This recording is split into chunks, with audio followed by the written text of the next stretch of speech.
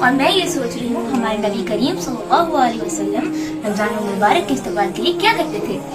امی نے بتایا تو تھا، نبی کریم صلی اللہ علیہ وسلم رجب کا چاند نظر آتے ہی دعا مانگتے تھے، اللہم بارک لنا فی رجب و شعبان وبلغنا رمضان۔ میں بھی یہ دعا دن میں کئی بار مانگتی ہوں، اللہم بارک لنا فی رجب و شعبان وبلغنا رمضان۔ آپ سب بھی رمضان شروع ہونے سے پہلے یہ دعا کئی بار مانگا کریں، اللہم بارک لنا فی رجب و شعبان وبلغنا رمضان۔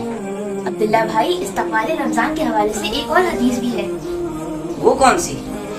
آپ صلی اللہ علیہ وسلم رمضان مبارک سے بہت محبت کیا کرتے تھے اور اپنے صحابہ اکرام سے شوق اور محبت سے سوال کیا کرتے تھے، ماذا یستقبلکم وتستقبلون، کون تمہارا استقبال کر رہا ہے اور تم کس کا استقبال کر رہے ہو؟ کون تمہارا استقبال کر رہا ہے اور تم کس کا استقبال کر رہے ہو؟ آ رہا ہے برکتوں اور رحمتوں والا مہینہ۔ ماذا يستقبلكم وتستقبلون،